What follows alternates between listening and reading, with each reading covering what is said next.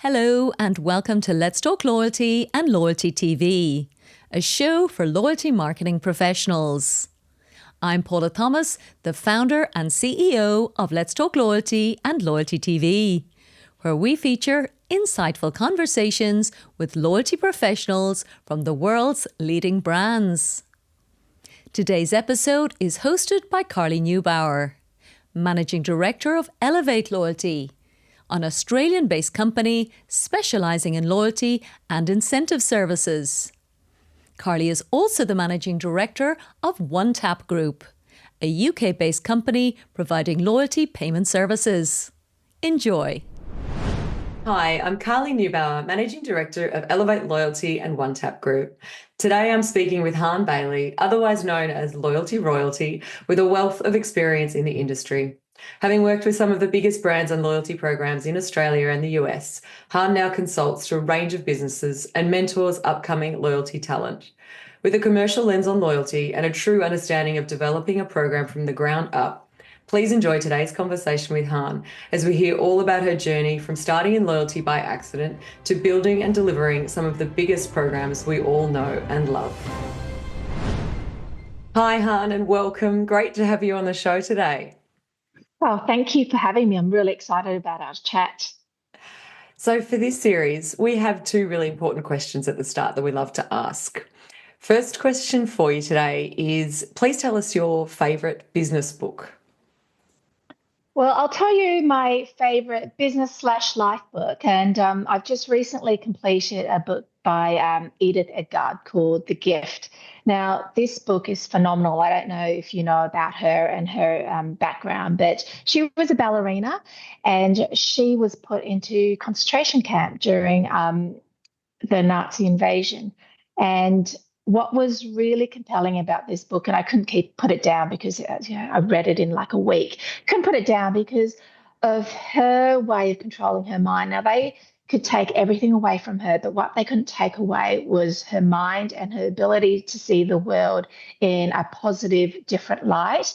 And I think that we can take a lot from this book, because I just think about my life and what I've been through, whether it's corporate or my personal life, and putting yourself in someone else's shoes and seeing them not as the enemy, but as someone that needs help and understanding, and empathizing with them is amazing. And I don't know if you've had a chance to read the book, but if you don't, I recommend you go and grab it because it's a phenomenal book. And she went back to school at the age of 40 and is still working, and she's 97.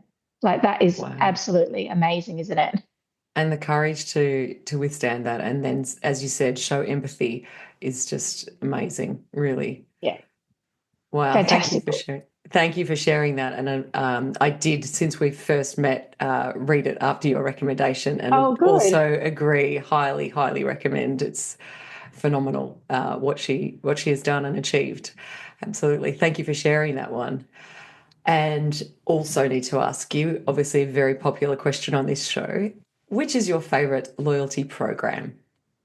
Well, can I say I have two? The first one, definitely, just for sheer scale and earn and burn abilities, but also the way that they have the perks, is Qantas Frequent Flyer. I think I earn a lot of my points through credit card, like a lot of people in Australia. I don't fly enough to earn the status rewards. But what I love about it is that it's so simple. It's really easy to earn. But what lets it down, I think, and with the changes that are coming up in August, will be the conversion of those points and also the seat availability. So that's going to be a huge friction point.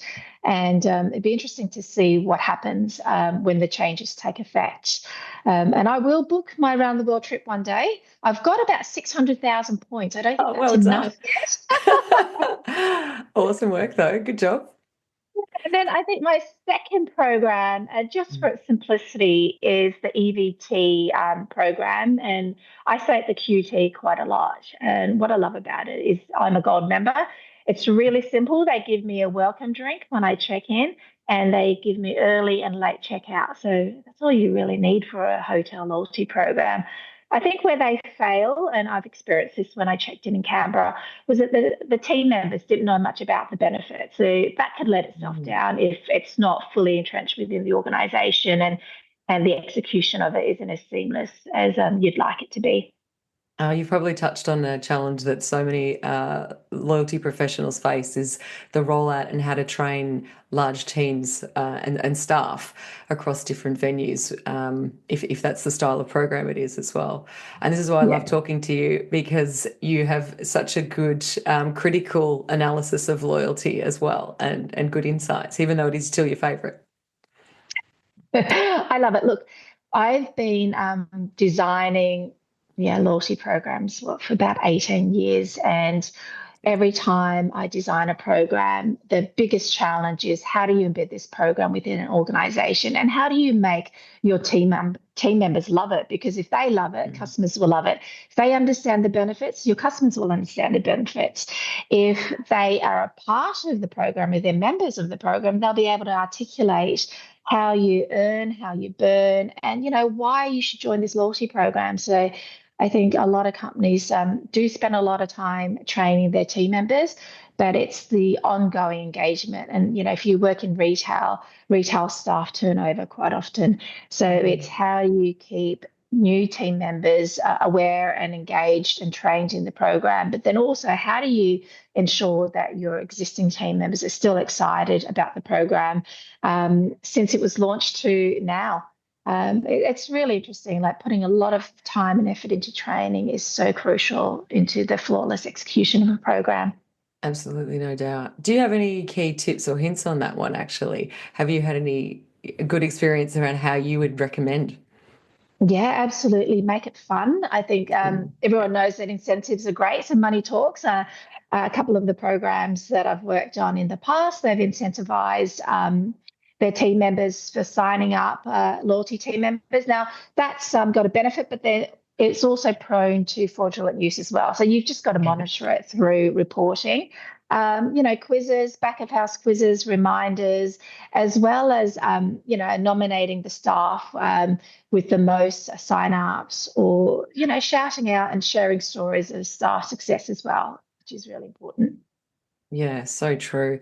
And look, you just mentioned as well your 18 years in loyalty, and you've got some amazing experience in the space. Can you tell us a little bit, how did you get into loyalty? How did it start out for you? That's funny. It was actually by accident. I was living. I was living in the States, and I applied for a business development role at a company called Brierley Partners. Now, I don't know if you know about them, but they're one of the largest loyalty agencies in the States. Started out by Hal Brierley. They were one of the original loyalty agencies that designed, managed, and executed Hilton Honors, American Airlines, the Westfields program, also the American Outfitters program, as well as Hertz. And when I applied for the role, I didn't think I would actually get it. 20 minutes into the interview, the CEO stopped me and said, "Oh, can you just hang on here and wait? I need to just leave the room." So I thought he was just bored of my answers. He came back Just after walking out. 5 minutes. He just walked out after 20 minutes. I said, "This hasn't happened to me in the past." He came back after 5 minutes and said, I would like to offer you the role with a sign-on bonus as well as visa sponsorship. And I said, right, great, that's amazing. Didn't know anything about loyalty, didn't know what they didn't know what they actually sold, but what I quickly came to realize was that they were one of the best agencies in America. And I did a lot of learning about loyalty programs, how to design a program from scratch, but how to manage and execute a program as well. And what was really interesting was that dealing with clients, and I was sort of out of my depth initially, didn't know the right questions to ask because I didn't know what a loyalty program was in 2007. So it was all about learning on the job and asking questions with our teammates. And I was very fortunate to have fantastic, smart teammates who would like to see me succeed. And they helped me ask all the right questions and getting to the crux of why people do loyalty programs and why companies would invest in a program was really interesting.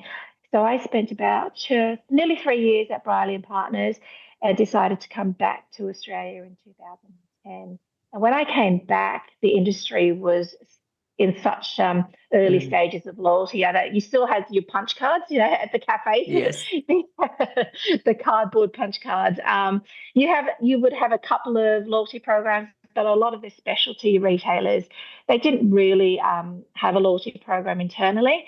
So working for a company called Visible Results, we had a program, but also a loyalty platform that integrated the POS systems with thermal cards as well as plastic cards. So in 2010, I was managing accounts like Bras and Things, Dusk, Terry White Chemist, as well as Chemmart. And that was really interesting because they were really at the beginning of loyalty, starting to understand how loyalty would drive customer behavior and starting to understand, data-driven marketing as well. So I really worked with the clients to drive that cultural transformation within the organization, but then also leveraging technology to improve how we market and communicate to their customers. So they were one of the first to integrate their loyalty programs with POS, but also with Portrait, which was a marketing automation platform back then. I don't think that they're around anymore. That's huge. That's huge. And the fact that you can even start to talk about some of the earlier days in integrating POS. I mean, this is a challenge that so many programs are facing in Australia at the moment around multiple POS systems in retail environments, which to use, how to roll out. So can you talk to us a little bit about those challenges as well?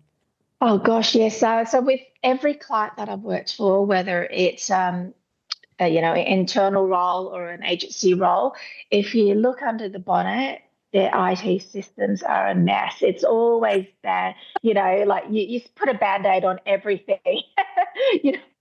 So you would have discussions with your project manager around the ideal scenario of technology integration, how you want the program to be in real time, how you would like to send a message to the POS or their receipts, or trigger it back to the loyalty management system. And to be able to do that, you would really have to have an amazing systems architecture where everything would fall into place. So everything would be seamlessly integrated. And that's not the way it is in retail or any kind of other Not so simple. Not simple. No, not so simple. As you know, there's always quick fixes. And then what was meant to be a quick fix for a year ends up being a legacy system for 15 years. So you deal with a lot of IT challenges, and it's very costly as well. So when you do start to integrate POS with your marketing automation system, with your loyalty management system, with your mobile app, as well as the website, there is, an understanding that you probably won't get it right the first time, but you will over time build on enhancements. And that's how I've always worked at any organization that I've worked for, because if you do launch and you launch with a mindset that you want to get the technology perfect, you'll never launch at all. Yes, this is true. So, you launch with a near perfect solution, whether it's real time or near real time, and then you build on it gradually. Once you launch, after 3 months, you test the customer sentiment to see how they're engaging and participating in the program, and then you drive those enhancements based on that research. Gosh, so it can start out pretty bleak by the sounds of it, and then we can just iterate. Is that where we're going? Absolutely. I think the most important thing is launching with a loyalty management system. So whether you want to be able to earn and burn in real time, or whether it's a batch process, it's always what loyalty management system will you launch with that's going to allow you to calculate those points based on spend. And then it's how do you integrate that behavioral system with your marketing automation platform to be able to communicate with them from day one. Oh, fantastic. Now, I do want to ask you, because we've had some really great chats in the past, tell us a couple of memorable career moments from you as well, because I know these will be exciting. Yeah, I've got several actually. and I think one memorable scenario was when I just landed in LA. I moved from the UK to LA for personal reasons, and I was out with my partner at that time. And this man and his dog, they were walking past me. So I stopped him and I said, "Oh, can I pet your dog?" He said, "What a beautiful dog. Yeah, what's his name?" So we started talking, and he was like, "Hang on, where are you from?" And I get that all the time in America because, an Asian with an Aussie accent is very unusual at that time. So I said to him, "I really need a job." Goes to me, "Okay, do you want to work in TV?" And I said, "What do you mean?" He goes, "Do you want to be a researcher?" I said, "Oh, yeah, sure." And I looked at my partner at that time and I said, "Is he legit?" Like, he gave me his card and he said for me to call him. So I did, and I got hired on the spot. And it was working as a researcher for the secret life of food. So we would research the secret life of hot dogs. So, how did the hot dog start in America and why it was so popular? The secret life of sushi, the secret life of hamburgers. Um, and I did that So for a good. year, and I thought it was fantastic, fantastic experience. I met a lot of amazing people, but I decided that TV wasn't for me and that I really needed to get back into marketing, and hence why I applied for the role at Can you Brierley help us Partners. out understand how do you research the secret life of a hot dog? A lot of internet research. So, yeah, a lot of desk research, and then also calling chefs to understand, how did they come across a hot dog and how did they make it better. So, and I can't remember how the hot dog started with the sausage and the bun. That was so many years ago, but it was a lot. It was a lot of desk research, and we also went to New York to interview Nathan's as well. Nathan's hot dogs, very popular up there. And then we would interview a lot of diners on why they would put hot dogs on the menu as well. So talking to a lot of experts and also doing a lot of desk research. And then it was up to the host to make the series interesting. That's awesome. Thank you. Gosh, we should probably go back to talking about some loyalty, but I really Yes. wanted to hear about the secret life of hot dogs. But One thing I you, think on that point, though, I think being open to opportunities and, yes, being able to not take a linear path in your career. So it's just to say yes to things really led me down a path where I was like, wow, being able to have this opportunity to work in TV production and then also being able to say, no, that's not the career path I want to head towards, was amazing for me. So I think in terms of just career advice, I think being open to opportunities and saying yes would lead you down paths that you would never think that you would actually go down. so true. And you mentor at the moment as well. I do. I do a lot of mentoring with university students. It started off with one, and it's ended up with a couple just by referral, like loyalty. Yes, always. What's interesting to me is that when you talk to them, they want to get into the sexy marketing, the brand marketing, the social marketing, PR, and no one wants to get into loyalty marketing. Loyalty, sexy, come on. I think it is. I think it's really the only role where it's measurable, you're accountable, you generate a lot of ROI, but you really are able to create that emotional engagement and connection with customers. And to be able to change the behavior over a program is so, to me, so sexy and interesting. I love your definition. That's fantastic. Can you also talk to us about your 3 C's? I really like this. 3 C's in loyalty. Yeah, so every time I design a program, I look at it from a customer perspective. So, what do the customers want? What do they? How do they see the program working out in the market? So, from a customer perspective, we do a lot of research. We understand what they want from the program, but we also understand what they don't want, and that's to Mm. do with a lot of qualitative and quantitative research. So, taking the lens of the customer is so important. Then it's also looking at the competitors. What are our competitors doing in this space? How can we learn from them? And what are we not going to do as well? And how can we Mm. have a competitive edge? So that's the second C. And then the third C is the commercial side, because Yeah. there's no point launching a loyalty program that is not commercially viable, because you can have a fantastic program and have all the engagement, but if it doesn't change customer behavior and it doesn't deliver on the ROI, there's really no point doing it because the costs will outweigh the benefits. So the last C is it commercially viable? And if not, how do we make it commercially viable? Do we play with the currency, the earn rates? And what I like to see around the benefits is what's high perceived value but low cost. For example, with Qantas, great example where everyone wants a airline ticket. They want a seat on the airline. To Qantas, that's low cost, right? Because if they fly with an empty seat, it doesn't cost them anything. So what's better is to put someone in that empty seat. And with every program that I've actually run, it's what's benefit do we have whether it's makeup or samples or it's a restaurant experience, what's low cost that customers really perceive as high value. So how do you commercialize your program, and over time, how do you make it feasible enough that you can add on additional investments as well? And just touching on that, a lot of programs are looking into really core partnerships these days, and it's getting quite popular for 2025.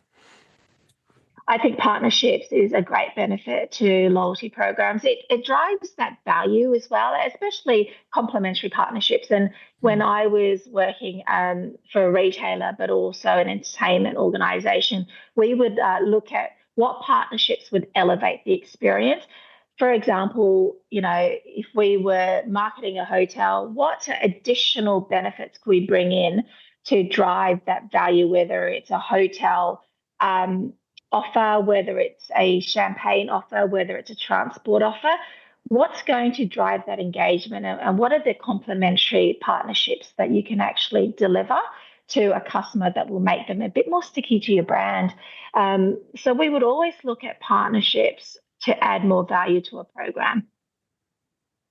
And just leading on from that as well, you touched on even just the samples. What are your thoughts around the beauty industry and some of the programs running in that space at the moment? Oh, I think samples are fantastic. Look, Mecca Beauty does it really well. Yes, indeed. They're one of the most talked about programs, and especially amongst my friends. I don't shop at Mecca that much to earn the benefits, but my friends and my brother and my friends, they're level 3 and level 4, and they're comparing their sample boxes every time. I think my brother receives about 10 boxes a year. And he every now and then gives me some samples, but he just loves the samples and he talks about them all the time. And to Mecca, it's low cost. They're getting it from their suppliers. The benefits with the suppliers is that they're getting their products in front of the customers that are their target market. So samples are amazing, and the beauty industry have got a great opportunity there to build a database. I think Mecca's loyalty program, I think there's about 3 million members. So that's your pool of test and learn to be able to put new products in front of your members, to test those products, to drive them back into store, and then also to advocate for their program is absolutely amazing. Oh, definitely. And I think exactly as you said, these advocates you have in market, no one isn't loving it at the moment. And it'll be interesting to see where those programs go. They've set a level of standard. What's next? How do they iterate? And what are they looking for the next change as well? You know what Mecca does really well at the Australian Open? They had a big stand where they basically activated their loyalty program at the Australian Open. So that's partnership as well as loyalty program activation. So my brother went down there because he wanted to go and see the Australian Open, but then he also wanted to get a free sample and to show that he was a loyal customer of Mecca. It's absolutely amazing when you can fully integrate a loyalty program into your brand activities as well as your partnership activities. And as you say that as well, experiences, another very, very popular theme coming through in a lot of programs, B2B particularly. What are your views on the different types of experiences we're bringing into loyalty programs? Oh, I think experiences are amazing. It just provides that real emotional engagement and connection with your brand. When I was working for a hospitality brand, we launched a $250 million new members lounge. And that experience really drove that emotional connection with our program, but it was also used to defend against a competitor that was going into market. So with that new member lounge, we had a new menu, we had more staffing, we had elevated experiences to enable those 800 VIP top tier members to stay engaged in our program, which is fantastic. And, the airlines do it really well with their member lounges. And then some of the retailers do it really well with their partnerships and sponsorships, enabling some of those money can't buy experiences for their top tier members. The advocacy of being part of that event or that member experience goes a long way. I think it's fantastic. Every loyalty program should offer exclusive experiences, not to everyone because we know that it's very costly, but definitely to your high value members. Yeah, well, as you said, it's that memorable experience there, linking back to that, the emotional connection. People really start to love the brand, which is exactly the objective here, right? Absolutely. It takes your program from being very transactional to something that is deep in the connection with your customers and the engagement, and being able to leverage that. The times when you may disappoint a customer, for example, you have this amazing lounge, and I may, as a program manager, decide to reduce the earn rate. So it makes it positive with the negative as well. So it balances it all out as well. It buys you a bit of time when you are able to provide that soft benefit into your program. And probably a bit of tolerance as well. Members who are loving something, the experience, or they've had that feeling, will tolerate a little bit if there is a mistake or an issue Yes, through their journey as absolutely. well. Yes. What would you say are some of the biggest industry game changers that we're seeing at the moment? Oh, what's going to be really interesting is what Mm. Maya does. I've been Mm. watching them. Maya's a department store. You know Maya, but for your international audience, they're a department store that is headed up by a CEO who came from Qantas, frequent flyer. And their recent acquisition of all of the other brands from Premier Brands is going to be very interesting. She's also changed her leadership team as well. So what they do in terms of building a huge database, but also tracking a customer from early stages of fashion all the way through to their mature stage is going to be really interesting as well. So I think I'm watching Mai very closely to see what they do, and if Olivia has anything to do with it, she's going to monetize that database and make it fantastic. I think they still have some customer engagement, customer experience issues in store. So loyalty alone is not going to address that. It needs to be part of a bigger transformation. But it's a start. It's a start by building the database, getting to understand her customers, and also sort of tracking their customer over time. That's going to be really interesting. Another interesting development, I think, will be David Jones. A premium department store retailer here. They haven't had a loyalty program in years. So for them to come out with one in October this year is going to be interesting. I know that they're investing about $250 million in digital engagement as well as loyalty. So really keen to see what they do, because the department store experience, it used to be amazing, but now it's been let down by a lack of service. So it'd be interesting to see how they integrate, again, the customer experience in store with a loyalty program that is supposed to drive engagement and that purchase frequency. I know you have first-hand experience definitely in this space yourself, having developed loyalty programs for some of these bigger names. Anything particular you're looking for when they do launch? Because I know a lot of people are talking about the upcoming program, especially David Jones. I think how they integrate service. If you don't get the service elements right, I think that's where the program's going to fall down. So if you don't have the right staff in store, you don't recognize me, for example, as a VIP member, or you don't provide me with tangible benefits and with real value, and also with that exclusivity, I just don't think it's going to work. There's no point launching a loyalty program that doesn't offer value, and value is very different to different people. Value at its basic level could be just an exchange where you're getting points or dollars back, but then value to a high value member is all about that recognition, being able to reward me not only transactionally, but on the emotional side as well. Well, there's a real theme here, and we just touched on this earlier around how to train staff, how to engage staff within the service of a loyalty program. It's so important in these environments. It is, and making sure that they're a customer, so they a customer of the loyalty program, so that they can actually talk about the benefits is key. And like I said in the past, with retail staff, there's a high level of churn. So it's how do you get them from the onboarding period, onboarding process first and foremost, get them excited. And then over time, just make it relevant to them and make it as exciting to them as it is to the customer. And if we're talking around these programs and the big launches coming up and some of the keys to success, what are some of the ways that you look to define success in the loyalty space? I think success to me is whether the loyalty program has had an impact on the overall brand relationship. And in the past, I've tracked not only customer sentiment, so not only the engagement side, the participation side, the increase in ATV or increase in purchase frequency, but also tracking whether the loyalty program has elevated the brand and is meaningful to the customer from a brand perspective as well, and how that loyalty program changes brand perceptions against the competitors. So when we launch loyalty programs, we not only track customer sentiment, but we also track the brand sentiment and whether the loyalty program shifts that. Because overall, you want the loyalty program to generate ROI. You want the loyalty program to shift customer behavior. But what we also want is that loyalty program to be loved by customers, and brand love, not only for your brand, but for your program is so important. Yes.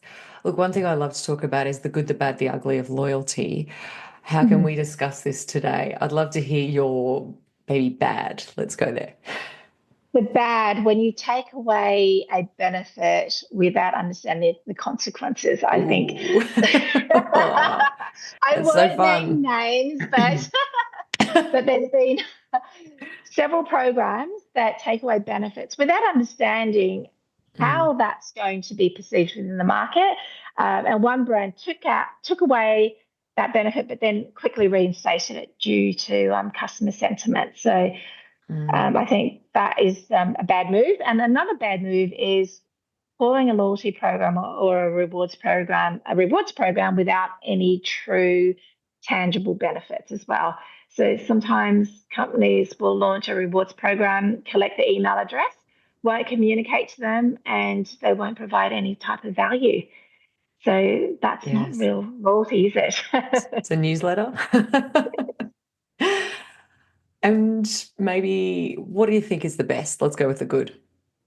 I think the best programs are one that truly integrate business strategy with marketing. So from the top right through to frontline team members, everyone embraces loyalty. And loyalty does not just only sit in marketing, it sits across the organization. For example, in retail, it will influence how you purchase merchandise, how you will service your customers in store, how you operate the stores, how you actually launch new stores and in which location for which customers. Companies that do it really well make sure that from the top to frontline team members, they all embrace loyalty, whether it's from the data collected or from the insights around how do we drive better customer engagement. It's definitely something we hear a lot, especially through Let's Talk Loyalty, is the best programs are top down. They're really ingrained throughout the business. There's no question. Absolutely. And then over time, how do you make it a profit center? Over time, how do you monetize your database? How do you make it profitable that you can bring in new partners, you can monetize the database, and you can provide greater benefits and rewards for your members? What I'd really like to talk about next, Han, as well, is your sustainability, giving back, and there's a whole other area of your career and time that you invest. Talk to us about that, because this is really important and really exciting as well. Well, sustainability and giving back in loyalty programs has been around for a while, but it really didn't take off until probably the last few years. And I know that you've got a report for Love of Money that I think it was at 2022 Correct. that stated that 40% of people would love to give their loyalty rewards to a charity, and I think that percentage goes up to about 60% when it's Gen Z.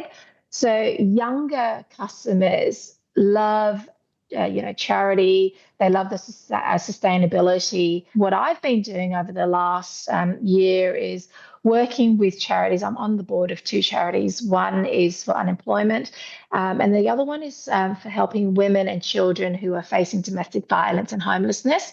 And what I see there is really it's amazing the work that the Equanimity Project does around providing holistic solutions to people like you and me who don't have access to government funded programs because we may be seen as too financially stable, or we're not part of the lower social economic group, because I think there is a stereotype that when women who face domestic violence, they're from socioeconomic backgrounds, and they're not. A lot of our clients who come through are educated, financially stable, but it's unfortunate they're in relationships where there's coercive control and financial control, so they don't know where to turn to. And the Equanimity Project does an amazing job of helping those women. And what I would love to see in loyalty is that any unredeemed rewards or benefit goes to charities like the Equanimity Project, because how amazing would it be if, for example, David Jones says, instead of redeeming your $15 birthday reward, you can give it to someone who needs it, who needs a smile. They could use that $15 and redeem it at David Jones. That would be phenomenal. I think this is such a great point you make around not just the stats and the number of members and customers who would like to be part of this and would like to give back. There's a real sentiment. There's no question. The research is showing us that. But then how do we engage with the loyalty program managers to start to integrate this and bring this through? Absolutely. There's a need and a want. Absolutely. I was just wanting to say that H&M does it really well, where you can actually recycle clothes, bring back your old clothes so you can earn rewards. So I thought that was phenomenal. And then also with Qantas and Woolworths, where you can donate your points to selected charities. So I would love to see more companies do that. And do you think this is a theme that we're going to see more of? Like, where would you see loyalty in 5 years? Well, where I'd love to see loyalty is how they integrate AI into making loyalty programs a bit more seamless in terms of engaging with your customers, but also in terms of implementing it within the organization as well. With AI, it helps with productivity, but it also helps, especially with the customer facing. Some retailers will use AI for styling advice, and it's how do you leverage that technology to include the loyalty program into that as well. So with styling advice, it's could you encourage your customers to use that program? And once they use that program, then they get rewarded based on their engagement with the loyalty program. So that gamification side of things and that engagement side of things with AI will be interesting to see the developments.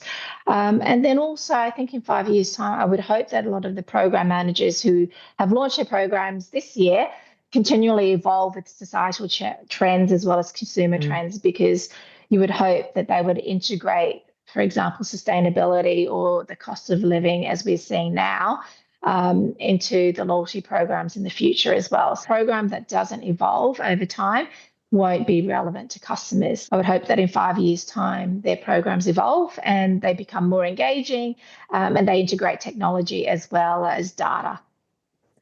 And I guess touching back on a theme that you've also mentioned before, around your mentoring and talent as well, for our programs to evolve and the industry to evolve, I know you've got some views on talent and how do we bring great people through this industry?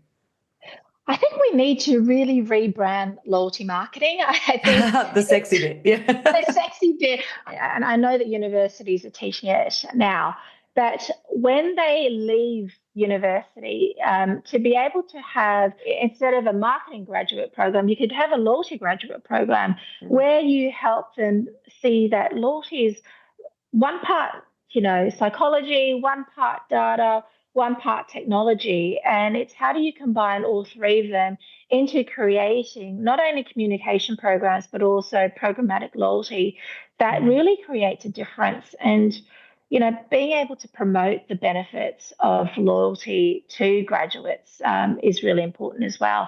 To make it seem exciting. And the exciting part is the fact that you can actually measure your programs, you can leverage media and content to drive engagement, and then B, you could leverage technology. Technology is, it's basically moving so fast, and it's how do you leverage technology to create that customer engagement to drive that change in behavior.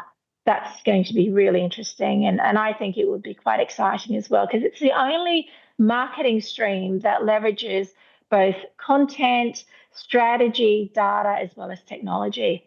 And I think if we just rebranded it, you'd get a lot more people into this. We need a loyalty program for loyalty, right? Yes. But also your 3 points there around technology, data, psychology, and bringing that together, it's so true, and such core parts of loyalty programs, development of them, and our industry. Yeah, absolutely. And I just think that loyalty programs are just, if done right, a great tool to connect with your customers. If you think about it, above the line, you get measurements based on awareness, but and brand equity. But where is that emotional connection, that one-to-one connection with the customer? You'll get that through social and digital. But again, you could leverage the data, but what benefits are you getting from that program? Whereas if you are designing a program that has all of those channels in your communication mix, and then you overlay that with technology and the benefits, I think you've got a real formula for success. Well, as you said even earlier, the two-way communication piece, it's quite unique to loyalty. The program that you mentioned that changed a feature, had to change it back because it was bad feedback. At least they were able to get the feedback. That's where the communication comes in. Yeah, and you're able to really react quite quickly as well. I think customer feedback is so important to any loyalty program. You've got to spend at least 6 months just monitoring sentiment on any change. Absolutely. Now, before we finish up today, this has been such a fun conversation. I'd like to ask you 2 things. One is your proudest achievement, and also life and loyalty. What do you know for sure? Oh, my proudest achievement's being a mum, really. I'm the mother of a 7-year-old, and he keeps me on my feet. And also, I've been able to, in the last 12 months, take time out from the corporate world and to give back to charity. So that's been phenomenal. And then what do I know about loyalty? I think simplicity in loyalty and in life is key. Everything has to be simple for you to drive that engagement. If there's too many hurdles to get over, you're really going to lose your customers. And that's life as well. If there's too many hurdles to get over, I just don't think I'll do anything. And then I think relationships. Relationships are very important to both your personal life, but also in your professional life, and creating that emotional connection with your relationships as well is important. Thank you so much. I've really enjoyed today. Thank you so much for your time, Thank Han. you. And I guess the most important thing is how we're making loyalty sexy again. So this is great to chat, and all your fantastic advice. We'll have to have another session on that and do some research. Well, thank you so much again. It's been fantastic. Thank you, Carly.